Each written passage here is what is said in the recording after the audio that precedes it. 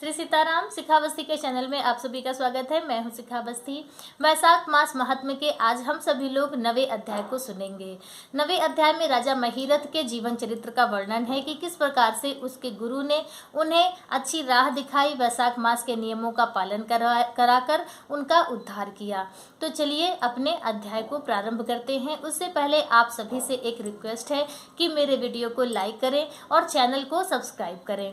Comment करके श्री सीताराम या ओम नमो नारायण जरूर लिखें। चलिए अपने अध्याय को अब प्रारंभ करते हैं। अपने गुरुदेव भगवान गणेश भगवान और नारायण भगवान का ध्यान करते हुए वैशाख मास महात्म्य के अध्याय 9 को सभी लोग श्रवण करते हैं। वैशाख महात्म्य के प्रसंग में राजा महिरथ की कथा और यमराज जी कहते हैं कि ब्राह्मण पूर्वकाल की बात है। महिरथ नाम से एक विख्यात राजा थे। उन्हें अपने पूर्व जन्म के पुण्यों के फल स्वरूप प्रचुर ऐश्वर्य और संपत्ति प्राप्त हुई थी, परंतु राजा राज्य लक्ष्मी का सारा भार मंत्री पर रखकर स्वयं विषय भोग में आसक्त हो रहे थे। वे न प्रजा की ओर दृष्टि डालते थे, न धन की ओर देखते, धर्म और अर्थ का भी काम कभी नहीं देखते थे। उनकी वाणी तथा उनका मन कामिनियों की क्रीड़ा में आसक्त था।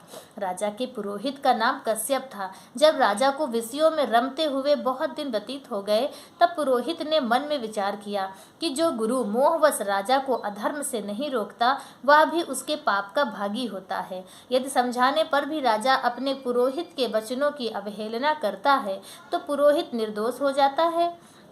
उस दशा में राजा ही सारे दोषों का भागी होता है। यह सोचकर उन्होंने राजा से धर्मानुकूल वचन कहा। कश्यप ऋषि बोले, राजन, मैं तुम्हारा गुरु हूँ, अतः धर्म और अर्थ से युक्त मेरे वचनों को सुनो। राजा के लिए यही सबसे बड़ा धर्म है कि वह गुरु की आज्ञा से रहे। गुरु की आज्ञा का आंशिक पालन भी राजाओं की आयु, लक्ष्मी तथा सौख्य को बढ़ाने वाला है।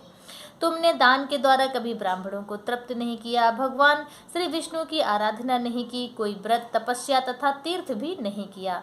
महाराज, कितने खेद की बात है कि तुमने काम के अधीन होकर कभी भगवान के नाम का स्मरण तक नहीं किया। अबलाओं की संगति में पड़कर विद्वानों की संगति नहीं की। जिसका मन स्त्रियों ने हर लिया, उसे अपनी विद्या, तपस्या, त्याग, नीति तथा विवेकशील चित्त से क्या लाभ हुआ। एकमात्र धर्म ही सबसे महान और श्रेष्ठ है, जो मृत्यु के बाद भी साथ जाता है। शरीर के उपभोग में आने वाली अन्य जितनी वस्तुएं हैं, वे सब यही नष्ट हो जाती हैं। धर्म की सहायता से ही मनुष्य दुर्गति से पार होता है। हे राजेंद्र, क्या तुम नहीं जानते, मनुष्यों के जीवन का विलास जल की उत्ताल तरंगों के समान चंचल एवं अनित्य है। जिनके लिए विनय ही पगड़ी और मुकुट है, सत्य और धर्म ही कुंडल है तथा त्याग ही कंगन है, उन्हें जड़ आभूषणों की क्या आवश्यकता। मनुष्य के निर्जीव शरीर को ढेले और काठ के समान पृथ्वी पर फेंके उसके बंधु बांधवों मुंह फेर कर चल देते हैं। केवल धर्म ही उसके पीछे पीछे जाता है। सब कुछ जा रहा है, आयु प्रतिदिन क्षीण हो रही है तथा यह जीवन भी लुप्त होता जा रहा है। ऐसी अवस्था में भी तुम उठकर भागते क्यों नहीं। स्त्री, पुत्र आदि, कुटुंब, शरीर तथा द्रव्य संग्रह, ये सब पराए हैं, अनित्य है, किंतु पुण्य और पाप अपने हैं। जब एक दिन सब कुछ छोड़कर तुम्हें व्यवस्था पूर्वक जाना ही है, तो तुम अनर्थ में फंसकर अपने धर्म का अनुष्ठान क्यों नहीं करते। मरने के बाद उस दुर्गम पथ पर अकेले कैसे जा सकोगे, जहाँ न ठहरने के लिए स्थान है, न खाने के योग्य अन्न है, न पानी पीने योग्य है, राह खर्च और न राह बताने वाला कोई गुरु ही है। यहाँ से प्रस्थान करने के बाद तुम्हारे पीछे कुछ भी नहीं जाएगा, केवल पाप और पुण्य जाते समय तुम्हारे पीछे पीछे जाएंगे। अतः अब तुम आलस्य छोड़कर वेदों तथा स्मृतियों में बताए हुए देश और कुल के अनुरूप हितकारक कर्म का अनुष्ठान करो। धर्म मूलक सदाचार का सेवन करो। अर्थ और काम भी यदि धर्म से रहित हों, तो उनका परित्याग कर देना चाहिए। दिन रात इंद्रिय विजय रूपी योग का अनुष्ठान करना चाहिए, क्योंकि जितेंद्रिय राजा ही प्रजा को अपने वश में रख सकता है। लक्ष्मी अत्यंत प्रगल्भ रमणी के कटाक्ष के समान चंचल होती है। विनय रूपी गुण धारण करने से ही वह राजाओं के पास दीर्घ काल तक ठहरती है। जो अत्यंत कामी और घमंडी हैं, जिनका सारा कार्य बिना विचारे ही होता है, उन मूढ़ चेत्ता राजाओं की संपत्ति उनकी आयु के समान ही नष्ट हो जाती है। व्यसन और मृत्यु, इनमें व्यसन को ही कष्टदायक बताया गया है। व्यसन में पड़े हुए राजा की अधोगति होती है, और जो व्यसन से दूर रहता है वह स्वर्ग लोक में जाता है। व्यसन और दुख विशेषतः काम से ही उत्पन्न होते हैं, अतः काम का परित्याग करो।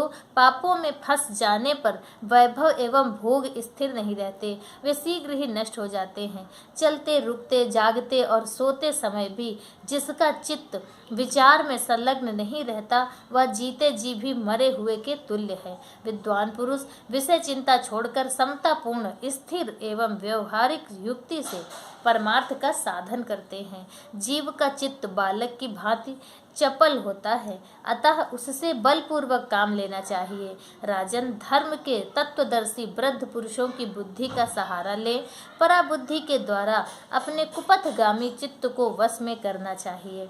लौकिक धर्म, मित्र, भाई बंधु, हाथ पैरों का चलना, देशांतर में जाना, शरीर से क्लेश उठाना तथा तीर्थ के लिए यत्न करना आदि कोई भी परम पद की प्राप्ति में सहायता नहीं कर सकते। केवल परमात्मा में मन लगाकर उनका नाम जाप करने से ही उस पद की प्राप्ति होती है। इसलिए विद्वान पुरुषों को उचित है कि वह विषयों में प्रवृत्त हुए चित्त को रोकने के लिए यत्न करें। यत्न से वह अवश्य ही वश में हो जाता है। यदि मनुष्य मोह में पड़ जाए, स्वयं विचार करने में असमर्थ हो जाए, तो उसे विद्वान सुहृदयों के पास जाकर प्रश्न करना चाहिए।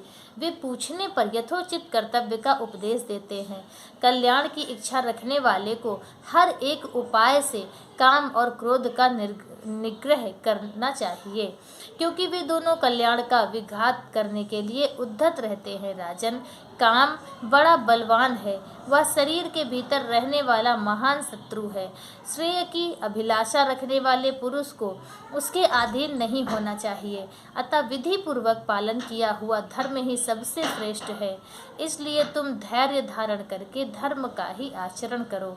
यह श्वास बड़ा चंचल है, जीवन उसके अधीन है। ऐसी स्थिति में भी कौन मनुष्य धर्म के आचरण में विलंब करेगा। राजन, जो वृद्धावस्था को प्राप्त हो चुका है, उसका चित्त भी इन निषिद्ध विषयों की ओर से नहीं हटता। हाय, यह कितने शोक की बात है।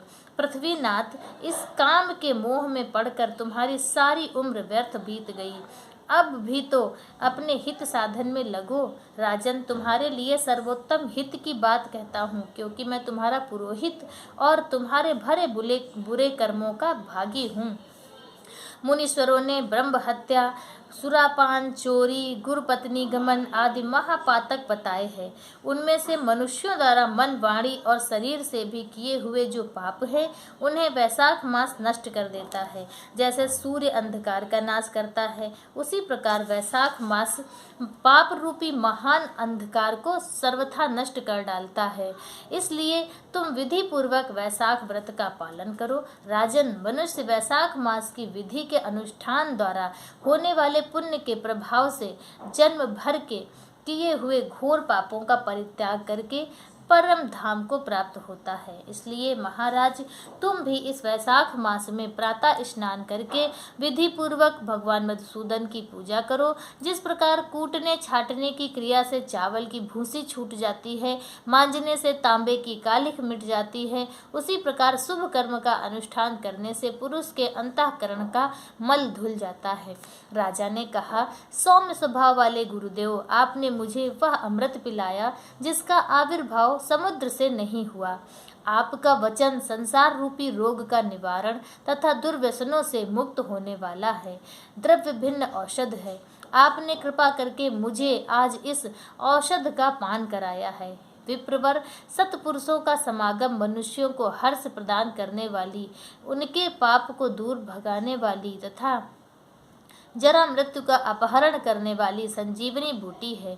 इस पृथ्वी पर जो जो मनोरथ दुर्लभ माने गए हैं वे सब यहाँ साधु पुरुषों के संगम से प्राप्त हो जाते हैं। जो पापों का अपहरण करने वाली सत्संग की गंगा में स्नान कर चुका है उसे दान, तीर्थ सेवन, तपस्या तथा यज्ञ करने की क्या आवश्यकता है। प्रभु, आज के पहले मेरे मन में जो जो भाव उठते थे वे सब केवल काम सुख के प्रति लोभ उत्पन्न करने वाले थे, परंतु आज आपके दर्शन से ऐसे वचन सुनने से उनमें विपरीत भाव आ गया। मूर्ख मनुष्य एक जन्म के सुख के लिए हजारों जन्मों का सुख नष्ट करता है और विद्वान पुरुष एक जन्म से हजारों जन्म बना लेते हैं। हाय हाय, कितने खेद की बात है कि मुझ मूर्ख ने अपने मन को सदा काम जनित रस के आस्वादन सुख में ही फंसाए रखने के कारण कभी कुछ भी नहीं आत्म कल्याण का कार्य नहीं किया। अहो, मेरे मन का कैसा मोह है जिससे मैंने स्त्रियों के फेर में पड़कर अपनी आत्मा को घोर विपत्ति में डाल दिया, जिसका भविष्य अत्यंत दुखमय है तथा जिससे पार पाना बहुत कठिन है। भगवान, आपने सदा संतुष्ट होकर अपनी वाणी से आज मुझे मेरी स्थिति का बोध कराया। अब उपदेश देकर मेरा उद्धार कीजिए। पूर्व जन्म में मैंने कोई पुण्य किया था जिससे आपने मुझे बोध कराया है। विशेषतः आपके चरणों की धूल से आज मैं पवित्र हो गया। वक्ताओं में श्रेष्ठ, अब आप मुझे वैशाख मास की विधि बताइए। तो इस प्रकार से 9वां अध्याय संपूर्ण हुआ। बोलो विष्णु भगवान की जय, बोलो वैशाख मास महात्म्य की जय। तो इस प्रकार से 9वें अध्याय में आपने सुना कि किस प्रकार से एक गुरु अपने शिष्य जो महिरथ नामक राजा है उनके उद्धार, उनके कल्याण के लिए उन्हें ज्ञान देते हैं कि किस प्रकार से वह इस वैशाख मास के नियमों का पालन करके अपना उद्धार कर सकते हैं। तो आगे की कथा आगे के अध्याय में सुनेंगे और तब तक के लिए श्री सीताराम।